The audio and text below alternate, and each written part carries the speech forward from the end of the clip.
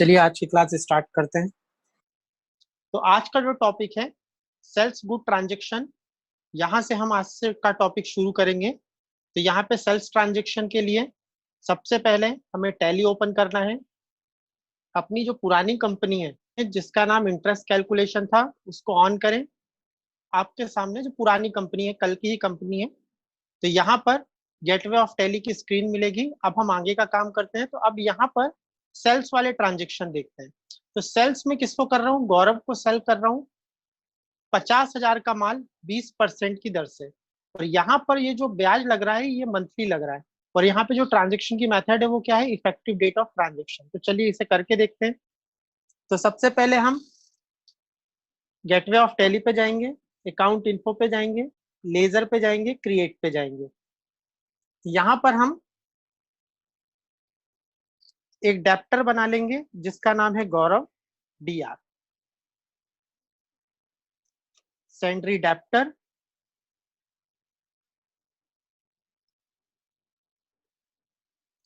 Bill bye bill को yes रखना है। इसमें कोई भी डिफॉल्ट पीरियड नहीं दिया इसलिए कुछ नहीं करना। इसको एंटर एंटर करके नीचे आएंगे और एक्टिव इंटरेस्ट कैलकुलेशन वाले ऑप्शन को यस करेंगे। ऊपर के 3 ऑप्शन यस करने हैं, नीचे के 2 नो करने हैं। उसके बाद इसका इंटरेस्ट रेट है 20%। 20% पर मंथ। तो यहाँ पर मैं 30 डेज ले लेता हूँ। 30 डेज। अब यहाँ पे ये डेप्टर है तो इसलिए मैंने क्या उठाया? Debit balance. Past due date नहीं दी इसलिए ऑलवेज उठाना है। और यहाँ पे इफेक्टिव डेट ऑफ ट्रांजेक्शन लेके राउंडिंग मेथड को नॉट अप्लीकेबल रखना है। इस स्क्रीन को एक्सेप्ट करा देंगे। इस तरीके से हमारा एक गौरव डेप्टर बन गया। सेल्स का लेजर पहले से बना हुआ है। और अब जो है ट्रांजेक्शन, ये कितने का माल हम इसे सेल कर रहे हैं? 50,000 का माल सेल कर रहे हैं। तो इसकी भी एंट्री कर लेते हैं। तो एंट्री करने के लिए हम कहाँ जाएंगे? अकाउंटिंग बाउचर, F8 से सेल उठाएंगे, कंट्रोल V से उसे अकाउंटिंग बाउचर में कन्वर्ट करेंगे। फिर यहाँ से क्या उठाएंगे? हम डेप्टर, गौरव डेप्टर है, इसको 50,000 का माल हम सेल कर रहे हैं। 50,000 का माल सेल किया, इसका एक न्यू बिल क्रिएट किया 106। किसी भी नंबर से कर सकते हैं, यहाँ पे कोई भी चीजें चेंज नहीं करनी और इस एंट्री को एक्सेप्ट करा लेना है। इस तरीके से हमारी ये एंट्री एक्सेप्ट हो गई। अब हम दूसरी एंट्री देखते हैं।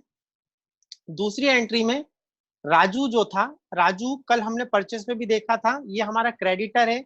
इससे हम माल खरीदते भी हैं और इसको माल बेचते भी हैं। तो ऑलरेडी ये राजू पहले से बना हुआ है और सेल्स का लेजर भी पहले से बना हुआ है ना। तो ये सारी जो सेटिंग्स है वो मैंने पहले ही परचेस में करके रखी थी, तो इसको मैं नहीं कर रहा हूँ, सीधे ट्रांजेक्शन पास करते हैं। तो यहाँ पर हम gateway of Tally, accounting voucher, sale, यहाँ पे डेट चेंज कर लेना 1/4। इसके बाद यहाँ पर मेरा राजू पहले से बना हुआ है, इसको मैं माल बेचूंगा कितने का? 10,000 का। तो 10,000 का माल बेचा मैंने इसे, इसका एक न्यू बिल बना 107 और इस एंट्री को एक्सेप्ट करा लिया। जैसा है वैसा का वैसे ही रखना है। अब आप यहाँ पे देखें कि जब मैं यहाँ पे काम कर रहा हूँ, सॉरी राजू लेना था तो रोहित ले लिया मैंने, राजू, राजू को एंटर एंटर करना है और इस एंट्री को एक्सेप्ट करा देना है। तो यहाँ पे देखिए, यहाँ पे ऑल बैलेंस लिया है। ऑल बैलेंस कब लेते हैं? जब हम उससे माल खरीदते भी और उसको बेचते भी हैं। तो यहाँ पर इस तरीके से हमें इस स्क्रीन को एक्सेप्ट करा देना है। तो इस तरीके से राजू वाली एंट्री भी पास हो गई जो सेल्स की थी। अब यहाँ पर ये तीसरी एंट्री में नवीन करना है, तो नवीन एक डेप्टर बना लेते हैं। एस्केप करके पीछे जाना है, अकाउंट इन्फो, लेजर, नवीन डेप्टर, सेंड्री डेप्टर। इसमें मैंने क्रेडिट पीरियड दिया हुआ है, इसका क्रेडिट पीरियड है 30 डेज का। तो यहाँ पे 30 डेज डाल देंगे हम, मतलब जो ब्याज लगेगा वो 30 डेज के बाद लगेगा। एक्टिव इंटरेस्ट कैलकुलेशन को यस करना है और इन तीनों ऑप्शनों को यस करके यहाँ पर आ जाना है। इस पे कितना इंटरेस्ट लग रहा है? इस पे लग रहा है 5%। 5% इंटरेस्ट पर ईयर लग रहा है। यहाँ पर ये डेप्टर है तो debit balance, past due date दी है मैंने 15 दिन की। और यहाँ पे मैंने जो ट्रांजेक्शन लिया है वो लिया है डेट ऑफ एप्लीकेबल। यहाँ पे मैंने लिया है डेट ऑफ एप्लीकेबल। तो डेट ऑफ एप्लीकेबल यहाँ से चुनना है और राउंडिंग मेथड को नॉट एप्लीकेबल रख के स्क्रीन को एक्सेप्ट करा लेना है। तो चलो नवीन को भी माल सेल कर देते हैं। अकाउंटिंग वाउचर, डेट 1/4 ही है। नवीन पे गए, कितने का माल सेल करना है इसे? नवीन को करना है 20,000 का माल सेल। 20,000, इसका एक बिल बनेगा, 108 नाम से बना लिया मैंने। जो स्क्रीन में जैसा ऑप्शन है उसको वैसे ही रहने दें और इस एंट्री को एक्सेप्ट करा लें। अब लास्ट एंट्री जो हमारी बची है वो है तरुण की। तो तरुण नाम का एक डेप्टर बनाते हैं 20% पर ईयर। ठीक है, तरुण नाम का एक डेप्टर बनाएंगे। तरुण डेप्टर, सेंट्री डेप्टर, इसका जो डिफॉल्ट पीरियड दिया है वो 30 दिया है। एक्टिव इंटरेस्ट कैलकुलेशन यस करके यहां पर इसका रेट ऑफ इंटरेस्ट है वो हमें कितना देना है? 20%। तो यहाँ पे 20% में लिख दूंगा पर ईयर 365 डेज। और ये डेप्टर है तो debit balance. Past due date मैंने दी है 15 डेज। और यहाँ पे मैंने लिया है date specify during entry. Entry करते समय मैं डेट स्पेसिफाई करूंगा कि कब से कब तक का इस पे बैच कैलकुलेट हो। इस लेजर को एक्सेप्ट करा दिया। अब इसकी एंट्री पास कर देते हैं बाउचर में। तो इसको भी 1/4 में तरुण को माल सेल कर देते हैं। तरुण को लिया, कितने का माल सेल किया इसे? माल सेल किया इसे 40,000 का। 40,000 का माल, इसका भी एक न्यू बिल क्रिएट हो गया। उसके बाद जैसी स्क्रीन है वैसी रहने दें, बस यहाँ पे डेट स्पेसिफाई ड्यूरिंग एंट्री था इसलिए यहाँ पे डेट स्पेसिफाई कर दें कब से कब तक। 1/5 से लेके 1/6 तक का ब्याज लगेगा इसको। कभी भी ये पैसे देगा, केवल उसे 1 महीने का ही ब्याज देना पड़ेगा। और इसको मैंने एक्सेप्ट करा लिया। तो यहाँ पे सेल्स वाले सारे ट्रांजेक्शन कंप्लीट हो गए। तो यहाँ पर पिछली क्लास में हमने करे थे परचेस से रिलेटेड ट्रांजेक्शन, इस क्लास में हमने किए सेल्स से रिलेटेड ट्रांजेक्शन। तो परचेस और सेल्स दोनों ही ट्रांजेक्शन हो चुके हैं। अब चलिए आगे के स्टेप देखें, आगे क्या करना है। अब यहाँ पे मैंने एक रफ आइडिया बनाया आपको समझाने के लिए, तो इसे ध्यान से देखें। कल जो हमने परचेस करी थी ट्रांजेक्शन, तो सारे की जितने भी हमने परचेस किए थे उनकी ट्रांजेक्शन डेट क्या थी? 1/4, मतलब 1 अप्रैल को सारी परचेस हुई थी। डन। यहां पर मोहन था क्रेडिटर, राजू क्रेडिटर था, सोहन क्रेडिटर था और रोहित क्रेडिटर था। टोटल 4 क्रेडिटर थे। इस पे 10% पर मंथ का ब्याज लगाया। मतलब अगर इसको हमें कितना, इसने हम पे कितने का ब्याज लगाया? 10% पर मंथ। और राजू ने हम पे कितने का ब्याज लगाया है? 12% पर ईयर। सोहन का कितना है? 5% पर ईयर। और रोहित का कितना है? 20% पर ईयर। ये मुझे पेमेंट करना पड़ेगा, ठीक है ना, पेमेंट है ये। तो यहां पर मैंने लिया था इफेक्टिव डेट ऑफ ट्रांजेक्शन। आपको पता है कि अगर मैं ये मेथड यूज करता हूँ इफेक्टिव डेट ऑफ ट्रांजेक्शन, तो जो बिल कैलकुलेट होगा वो 1/4 से ही होना शुरू हो जाएगा। तो बिल कब से कब तक का बनेगा? मान के चलो पेमेंट करने गए हम 1/7 को, हमने उसको पेमेंट कब करी? 1 जुलाई को। तो ब्याज कब से कब तक का कैलकुलेट होगा? 1/4 से लेके 1/7। तो इसके बीच में जो भी ब्याज बनेगा वो आपको देना पड़ेगा। उसी तरह राजू के केस में हमने क्या उठाया था? ड्यू डेट, इनवॉइस और रेफरेंस। और इसमें डिफॉल्ट क्रेडिट पीरियड कितना दिया था? 30 दिन। ट्रांजेक्शन कब हुआ है? 1/4 को। 30 दिन एक्स्ट्रा दिए, मतलब इसका जो इंटरेस्ट लगना चालू होगा वो कब से लगेगा? 1/5 से लेके 1/7। क्यों लगेगा? क्योंकि मैंने यहाँ पर ड्यू डेट, इनवॉइस और रेफरेंस लिया है। अगर यहाँ पे इफेक्टिव डेट ऑफ ट्रांजेक्शन होता तो सीधे 1/4 से ही लगता, 1/5 से नहीं लगता, भले ही 30 डेज क्रेडिट पीरियड दिया हुआ है, ठीक है, उसका कोई फर्क नहीं पड़ता। पर चूंकि मैंने यहाँ पे ड्यू डेट, इनवॉइस और रेफरेंस लिया है, इसलिए 1/5 से इंटरेस्ट लेके 1/5 से लेके 1/7 तक का इंटरेस्ट देना पड़ेगा हमें उसे। सोहन के केस में देखते हैं। सोहन के केस में मैंने जो मेथड यूज करी है वो है डेट ऑफ एप्लीकेबल। यहाँ पे क्रेडिट पीरियड मैंने 30 दिन लिया है और उसको एक्स्ट्रा डेट जिसे कहते हैं पास ड्यू डेट वो मैंने दी है 15 दिन। और चूंकि मैंने डेट ऑफ एप्लीकेबल लिया है इसलिए ब्याज कब से कैलकुलेट होगा? यहाँ से। मतलब यहाँ पे तारीख हो जाएगी 1 मई और यहाँ पे हो जाएगी 10 मई के आसपास। तो 10 मई से 1/7 तक का ब्याज लगेगा। आज मान के चलो 1/7 है, हम 1/7 को पेमेंट कर रहे हैं, तो हमें कितने ब्याज देना पड़ेगा? 1/10 से लेके 1/7 तक का पूरा ब्याज देना पड़ेगा। रोहित के केस में यहाँ पे हम ले रहे हैं स्पेसिफिक डेट ड्यूरिंग एंट्री, कब से कब तक, 1/5 से लेके 1/6 तक। तो ये कभी भी पेमेंट करने आए केवल इसको 1 मंथ का ब्याज देना पड़ेगा, 1/5 से लेके 1/6 तक का। अगर वो इससे पहले पेमेंट कर देगा तो ब्याज नहीं देना पड़ेगा, बट अगर वो 1/5 से 1/6 के बाद पेमेंट करता है तो उसको कितने महीने का ब्याज लगेगा, 1 महीने का। भले वो 1/7 तारीख को वो कर रहा है तो उसे 2 महीने का नहीं देना पड़ेगा, जो डेट आपने स्पेसिफाई करी है केवल उतना ही ब्याज उसे देना पड़ेगा, हमें पेमेंट करना है। तो ये परचेस में जितने भी हैं ये हमें सामने वाले को पेमेंट करने, ये सब क्राइटेरिया हैं जो उन्होंने लगाए हैं परचेस करने वालों ने, जिनसे हमने माल परचेस किए। तो परचेस किया तो हमें पेमेंट करनी पड़ेगी। तो यहाँ पे जितना भी ब्याज कैलकुलेट हो रहा है क्रेडिटर के रूप में, वो किसके लिए हो रहा है, हमें पेमेंट करना है, तो हमारे ऊपर इंटरेस्ट कैलकुलेट होता है। उसी तरह से मैंने सेल्स का भी एक ओवरव्यू बनाया है जो मैंने अभी ट्रांजेक्शन किया। सेल्स, सेलर में मेरे पास क्या है, किन किन कस्टमर कौन कौन से हैं, सेलर कौन कौन से हैं मेरे पास, गौरव, राजू, नवीन, तरुण। इस पे 20% per month, 12% per year, 5% per year, 20% per year, ये मैंने लगाया है क्योंकि ये मेरे कस्टमर हैं। तो ये जो ब्याज दरें हैं हमने सेट करी है, तो ये हमें पैसे देने आएंगे। गौरव से हमें पैसे मिलेंगे, राजू से पैसे मिलेंगे, नवीन से पैसे मिलेंगे, तरुण से पैसे मिलेंगे। अब यहाँ पे मैंने लिया है इफेक्टिव डेट ऑफ ट्रांजेक्शन, और यहाँ पे भी सेल भी मैंने जो करी है वो 1/4 को ही करी है। तो यहाँ पे ब्याज कब से कब तक का कैलकुलेट होगा, 1/4 से लेके 1/7।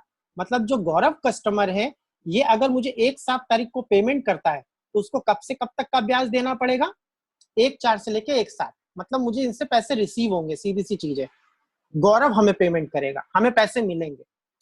राजू, राजू के लिए हमने क्या लिया है, ड्यू डेट, इनवॉइस और रेफरेंस।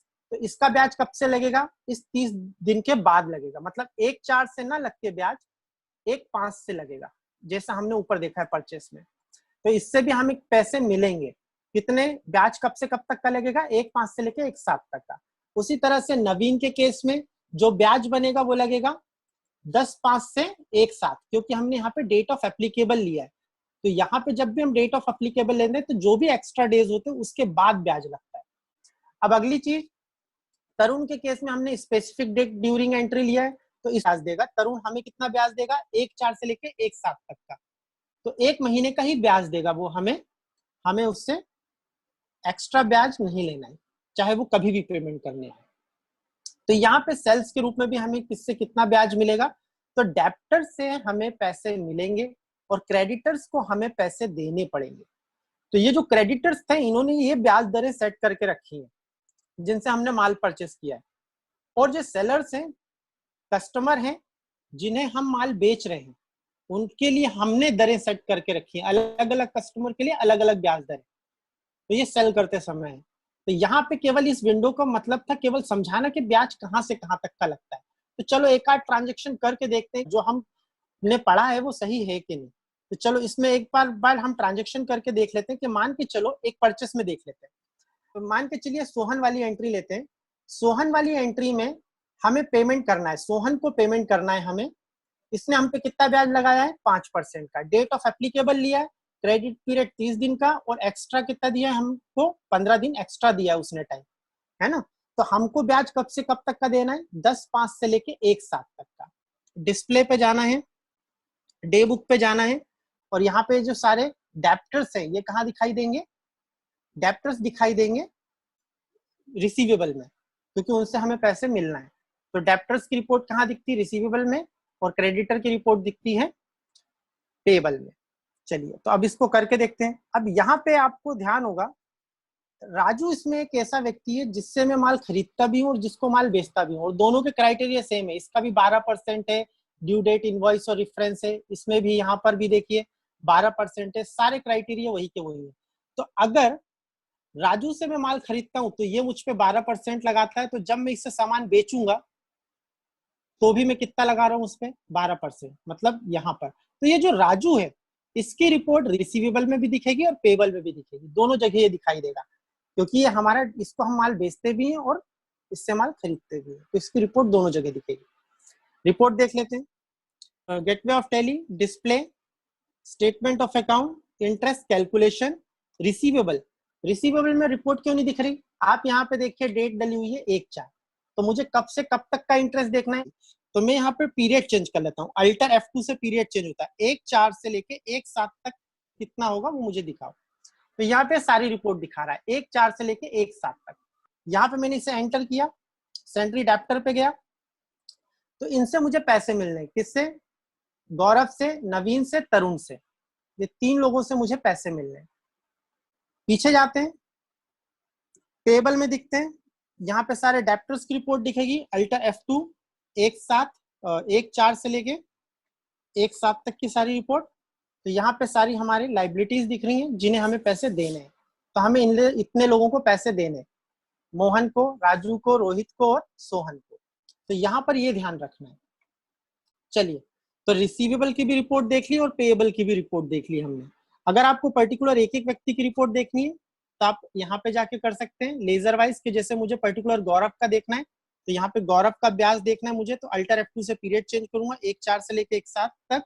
तो अगर ये मुझे 1/7 को पेमेंट करता है तो इसने मुझसे परचेस किया था 50,000 का, और अगर मुझे ये 1 जुलाई को पेमेंट करता है तो इसका कुछ इतना ब्याज हो जाएगा 30,333 रुपए, इतना ब्याज हो जाएगा इसका। तो विथ इसके साथ इसको देना पड़ेगा।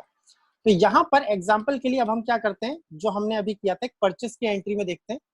परचेस की एंट्री में हम देखते हैं ये सोहन वाला, सोहन का कितना ब्याज लग रहा है। सोहन का ब्याज कब से कब तक लगेगा? 1/4 से लेके 1/7 तक। चलो सोहन की रिपोर्ट देखते हैं एक बार। यहाँ गए, statement of account, interest calculation, ledger, Sohan.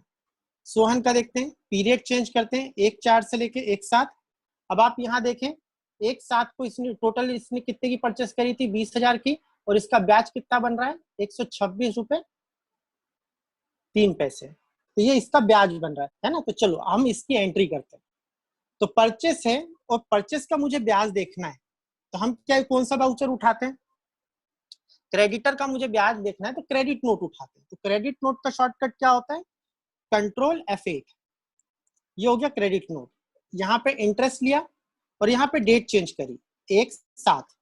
अगर आप डेट चेंज नहीं करोगे तो इंटरेस्ट कैलकुलेट नहीं होगा, क्योंकि 1/4 कोई खरीदा, 1/4 को ही आप उसका इंटरेस्ट देखोगे तो दिखाएगा नहीं। तो डेट चेंज कर लेना इंटरेस्ट देखने से पहले। तो 1/7 किया, 1/7 करने के बाद किसका देखना है मुझे? सोहन का। सोहन क्रेडिटर को उठाया। अब देखिए यहाँ पर ध्यान से, 16 मई से ब्याज लगना चालू हुआ है ना। तो मैंने यहाँ पे रिपोर्ट में भी क्या लिखा है, यहाँ पे भी 15 दिन, सॉरी 15 दिन कब से हो जाएंगे? 16 के आसपास, 15 या 16, क्योंकि कभी 31 का महीना होता है, कभी 30 का, तो उस हिसाब से मान लीजिएगा। तो यहाँ पे 15 के बाद लगेगा, ठीक है ना। तो देखिए 15 के बाद यहाँ पे इंटरेस्ट कैलकुलेट हो रहा है, यहाँ पे साफ साफ दिख रहा है 16 मई से लगा है 1/7 तक का इंटरेस्ट, मतलब 46 डेज का। 16 मई से ब्याज लगना चालू हुआ है 20,000 रुपए का 126 रुपए। अब इस 126 रुपए को इसी में जोड़ना है, तो इस एंट्री को एक्सेप्ट कर लेंगे। तो और यहाँ पर इसको इंटरेस्ट गिव कर लेना, क्योंकि हमने ये इंटरेस्ट दिया है, तो इसको इंटरेस्ट गिव में कर लेना। अब पेमेंट के लिए हम क्या करेंगे? F5, डेट सही है। सोहन को देखते हैं।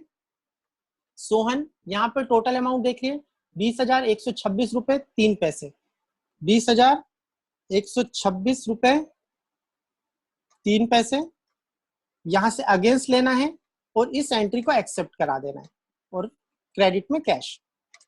तो यहाँ पे कैश के थ्रू मैंने उसकी पेमेंट कर दी। अब अगर मैं सोहन की रिपोर्ट देखूंगा तो मुझे उसका ट्रांजेक्शन यहाँ पे इंटरेस्ट में नहीं दिखाएगा। क्यों नहीं दिखाएगा? क्योंकि उसको हम पेमेंट कर चुके हैं। Interest calculation, ledger, Sohan, alter F2 1/4 से लेके 1/7। देखिए यहाँ पे कुछ भी पेंडिंग नहीं दिखा रहा, ना इंटरेस्ट पेंडिंग दिखा रहा है, ना अमाउंट पेंडिंग दिखा रहा है। क्योंकि तो इसी तरह से हम इसको पैसे दे चुके हैं, इसलिए इसका कोई भी ट्रांजेक्शन हमें दिखाई नहीं दे रहा। इस बार हम दूसरा एग्जांपल ले लेते हैं। मान के चलिए हम ले लेते हैं पहला वाला। गौरव से हमें पैसे मिल रहे हैं, तो गौरव से हमें जो पैसे मिल रहे हैं उसका मुझे देखना है कि अब गौरव के लिए मैंने क्या किया था? इफेक्टिव डेट ऑफ ट्रांजेक्शन लगाया था, मतलब 1/4 से लेके 1/7 तक का ब्याज लगेगा। देख लेते हैं, यहाँ पे जाना है। गौरव हमारा डेप्टर है तो क्या उठाएंगे? डेप्टर है तो debit note, control F9, interest, date को चेंज रखें और यहाँ पे गौरव को देखें। जैसे ही हम गौरव देखेंगे तो आप यहाँ पे देखिए 1 अप्रैल से इंटरेस्ट लगना चालू हुआ है। इसका मतलब 91 डेज का लगा है 50,000 रुपए पे। कितना लगा है 50,000 रुपए पे? 30,333 रुपए, है ना। इसको एक्सेप्ट कर लेंगे तो ये अमाउंट यहाँ पे जुड़ जाएगा। अब ये चूंकि हमारी इनकम है तो इसको किस में ले लेते हैं? इंटरेस्ट रिसीवेबल में। इसको मैंने इंटरेस्ट रिसीवेबल में ले लिया, मतलब ये इंटरेस्ट रिसीव हुआ। ये हमारी इनकम थी, और जब हमने अभी क्रेडिट नोट में किया था क्या उठाया था, है ना, इंटरेस्ट गिव था, वो हमने दिया था, तो वहां पे मेरे को इंटरेस्ट गिव उठाना पड़ा। अब यहाँ पर ये सारा काम हो गया। अब इसके बाद तो यहाँ पे मैंने आपको ये भी दिखा दिया कि अगर आप राजू को पेमेंट करते हो तो ब्याज कहाँ से कैलकुलेट होता है, और गौरव से पैसे मिलते तो ब्याज कहाँ से कैलकुलेट होता है। तो आप एक एक करके देखिएगा, आपको सारी रिपोर्ट सही मिलेंगी, और यहाँ पे तो मैंने लिख ही दिया है कि कैसे क्या काम हो रहा है। डन। यहाँ पे अगली चीज जो हमें आज सीखनी है, इफेक्टिव डेट को कैसे ऑन करना है। हमने अभी सारी चीजें देख ली, सारी चीजें जो लास्ट टॉपिक है, सारी चीजें देख चुके हैं हम। हमने क्या देखा, जो ट्रांजैक्शन डेट होती है, ट्रांजैक्शन डेट होती है। हमने देखा क्रेडिट डेट, क्रेडिट डेज। हमने देखा पास्ट ड्यू डेट, और कहां पे देते हैं ये भी आपको पता है, पास्ट ड्यू डेट कहां पे दिया जाता है, क्रेडिट डेट कहां पे दिया जाता है, ये भी आपको पता है पहले से, है ना। और फिर हमने देखा लास्ट में पेमेंट और रिसीप्ट डेट, जब हमें पैसे मिलेंगे वो वाली डेट भी हम देख चुके हैं। बट अभी हमने इफेक्टिव डेट नहीं देखी। भाई इफेक्टिव डेट को कैसे ऑन करना, तो इफेक्टिव डेट कहां पे होती है, ट्रांजैक्शन और क्रेडिट के बीच में, यहां पर होती है इफेक्टिव डेट। यहां पर अगर आपको टाइमलाइन वाला चार्ट याद हो तो ठीक है, तो यहां पर होती है हमारी इफेक्टिव डेट। तो अभी तक हमने इफेक्टिव डेट पे काम नहीं किया। अब इफेक्टिव डेट क्या होती है कि ट्रांजैक्शन तो हुआ मान के चलो 1/4 को, पर माल पहुंचा कब, 10/4 को, तो वहां पे ब्याज कब से लगना चालू हो, इफेक्टिव डेट से। तो तब हमें इफेक्टिव डेट का ऑप्शन ऑन करना पड़ता है। तो अगर हमें ट्रांजैक्शन डेट के साथ साथ इफेक्टिव डेट भी देना है तो हमें उसे ऑन करना पड़ेगा, बाय डिफॉल्ट ऑन नहीं होता। तो कैसे करते हैं वो देख लेते हैं। यहाँ पे आप देखिए, ऊपर मैं जाता हूं अकाउंटिंग वाउचर में, यहाँ पे मैं सेल्स वाउचर उठाता हूं। सेल्स वाउचर उठाने के बाद यहाँ पर आप देखिए, यहाँ पर ही ये ट्रांजैक्शन डेट, पर यहाँ पे इफेक्टिव डेट नाम की कोई चीज नहीं दिख रही। मैं चाहता हूं मुझे ट्रांजैक्शन डेट तो दिखाई दे और एक इफेक्टिव डेट का भी ऑप्शन दिखाई दे कि कब माल मेरा डिलीवर्ड हुआ है, कब सामने वाले को रिसीव हुआ है, तो वो भी मुझे पता चले। तो उसके लिए मुझे वाउचर को सुधारना पड़ेगा। सेल्स वाउचर को भी सुधारेंगे, परचेस वाउचर को भी सुधारेंगे। कैसे सुधारेंगे, गेटवे ऑफ टैली पे जाएंगे, अकाउंट इन्फो पे जाएंगे, वाउचर टाइप पे जाएंगे, अल्टर पे जाएंगे। जैसे हमने अभी क्रेडिट नोट और डेबिट नोट को कल की क्लास में सुधारा था, उसी तरह से हम सेल्स और परचेस को सुधारते हैं। सारे फीचर्स पहले से ऑन नहीं होते, हमने आवश्यकता के अनुसार फीचर्स को ऑन करना पड़ता है। तो सेल्स वाउचर सेलेक्ट किया, यहाँ पे एंटर एंटर करके नीचे आना है। यहाँ पे आपको एक ऑप्शन दिख रहा होगा, use effective date for voucher. ये देखिए नो है, तो इसको यस कर दें। जब आप इसको यस कर देंगे तो सेल्स वाउचर में आपको एक इफेक्टिव डेट का भी ऑप्शन दिखेगा। उसी तरह से हम परचेस में भी कर लेते हैं, क्योंकि हमें दोनों पे जरूरत पड़ सकती है। परचेस पे गए और ये use effective date for voucher, इस ऑप्शन को यस कर देंगे, कंट्रोल ए। स्केप करके पीछे जाना है, और जब आप अकाउंटिंग वाउचर में जाएंगे तो आप देखेंगे यहाँ पे 2 डेट दिख रही है, एक ट्रांजैक्शन डेट और एक इफेक्टिव डेट। तो यहाँ पे आप अलग डेट दे सकते हो, यहाँ पे अलग डेट देख सकते हो। डन। इसको एग्जांपल के लिए थ्रू समझते हैं ये कैसे ऑन होता है, ये मैंने दिखा दिया आपको। अब यहाँ पे डेट देना आपका काम है, F2 करेंगे, ये दोनों डेट पूछेगा आपसे, ट्रांजैक्शन डेट कब की है और उसको रिसीव कब हुआ डिलीवर। तो ब्याज इस डेट से लगना चालू होगा, ना कि ट्रांजैक्शन डेट से। पीछे आते हैं हम। अब यहाँ पे ये जो इफेक्टिव डेट वाला कॉन्सेप्ट होता है, जैसे ये इफेक्टिव डेट वाला कॉन्सेप्ट है, अगर मैं इफेक्टिव डेट नहीं दूंगा तो सीधे ट्रांजैक्शन डेट से ही वो कैलकुलेशन शुरू कर देगा, इंटरेस्ट लगाना। पर अगर मैंने इफेक्टिव डेट दे दी तो वो 1/4 से ना करके जो भी मैंने इफेक्टिव डेट दी है उसके बाद से ब्याज कैलकुलेट करेगा। तो थोड़ा इफेक्टिव डेट 2 तरीके से काम करता है, ये थोड़ा ध्यान रखिएगा, है ना। चलिए और थोड़े से कुछ क्वेश्चंस को देख लेते हैं। मान के चलिए कुछ ऐसे क्वेश्चंस हैं, जैसे मैंने आपको बताया कि इफेक्टिव डेट दी हुई है तो effective date of transaction effective date से लेके इंटरेस्ट कैलकुलेट करेगा। पर अगर इफेक्टिव डेट नहीं दी गई तो ट्रांजैक्शन डेट से इंटरेस्ट कैलकुलेट होगा। उसी तरह से पास ड्यू डेट कब काम करता है, जब सॉरी पास ड्यू डेट नहीं, ड्यू डेट इनवॉइस और रेफरेंस, ये कैसे काम करता है 30 डेज के बाद जो भी हमने क्रेडिट पीरियड दिए हुए उसके बाद से इंटरेस्ट लगाना चालू करेगा 1/5 से। पर मान के चलो मैंने ये नहीं दिया, मैंने ये 30 डेज नहीं डाला डिफॉल्ट पीरियड, तो ब्याज कहां से कैलकुलेट होगा? इफेक्टिव डेट से, अगर दी हुई है तो। और अगर इफेक्टिव डेट भी नहीं दी तो कहां से कैलकुलेट होगा? ट्रांजेक्शन डेट से। तो इसको भी ध्यान रखना है कि जो चीज मिलती जाएगी उसके हिसाब से करेगा, नहीं तो ऐसा मत सोच लेना कि हमेशा कि यहीं से करता है। पर अगर क्रेडिट डेज नहीं दिए तो इफेक्टिव, जैसे ये टाइमलाइन है, इसको देखते हैं, यहां से थोड़ा और अच्छे से समझ में आएगा। इसको थोड़ा छोटा कर लेते हैं। जैसे ये है, इफेक्टिव डेट कहां से कहां तक का इंटरेस्ट कैलकुलेट करता है? यहां से लेके यहां तक का, ये होता है इफेक्टिव डेट ऑफ ट्रांजेक्शन। ठीक है। ड्यू डेट इनवॉइस और रेफरेंस कहां से करता है? यहां से लेके यहां तक का। और डेट ऑफ एप्लीकेबल कहां से कहां तक का करता है? यहां से लेके यहां तक का। ये डेट ऑफ एप्लीकेबल के लिए। तो मान के चलिए मैंने इफेक्टिव डेट दी हुई है, तो इंटरेस्ट कैलकुलेट होगा यहां से लेके यहां तक। पर अगर इफेक्टिव डेट नहीं दी, इफेक्टिव डेट नहीं दी, तो यहां से लेके यहां तक का ब्याज कैलकुलेट होगा। ठीक है। अगर मुझे यहां से लेके यहां तक का ब्याज कैलकुलेट करना है तो क्या उठाऊंगा? ड्यू डेट इनवॉइस और रेफरेंस, यहां से लेके यहां तक का। बट अगर यही नहीं दिया, ड्यू डेट ही नहीं दिया मैंने, तो फिर इंटरेस्ट कहां से कैलकुलेट होगा? यहां से। और मान के चलो ये भी नहीं दिया, ये भी नहीं दिया, तो कहां से कैलकुलेट होगा? यहां से। मतलब ड्यू डेट इनवॉइस और रेफरेंस यहां से ब्याज ना कैलकुलेट करके यहां से करने लगे। तो दी होनी चाहिए चीजें, है ना, नहीं तो वो पीछे चला जाता है। अब जैसे डेट ऑफ एप्लीकेबल कहां से कहां तक करेगा ब्याज कैलकुलेट? यहां से लेके यहां तक। डन। पर मान के चलो ये दिया ही नहीं, एक्स्ट्रा डेज दिए ही नहीं हमने, पास ड्यू डेट दिए ही नहीं, तो ब्याज कहां से कैलकुलेट करेगा डेट ऑफ एप्लीकेबल? यहां से। और ये भी नहीं दिया तो कहां से कैलकुलेट करेगा? यहां से। और अगर ये भी नहीं दिया तो कहां से कैलकुलेट करेगा? यहां से। Date of applicable. बात समझ में आ गई? तो इस तरीके से ध्यान रखें। तो यहां पर ये इंटरेस्ट कैलकुलेशन टॉपिक आज खत्म हो गया। जितने भी क्वेश्चंस होते थे, जितने भी उसमें क्वेश्चंस थे, सवाल थे कि इफेक्टिव डेट को कैसे ऑन करते हैं, सारा मैंने आपको करके दिखा दिया। चलिए, तो 5 मिनट है तो मैं एक बार और रिवाइज कर देता हूं चीजों को आपके लिए। सबसे पहले हमने परचेस की एंट्रीज पढ़ी, जो हमने कल पढ़ी थी। कल हमने क्या किया था? परचेस।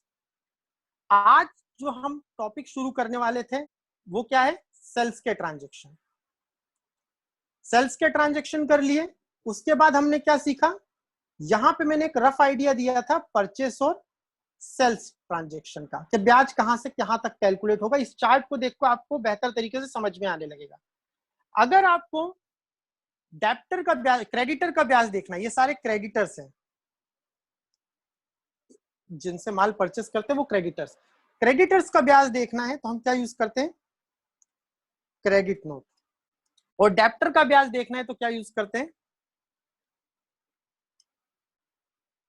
डेब्टर्स का डेबिट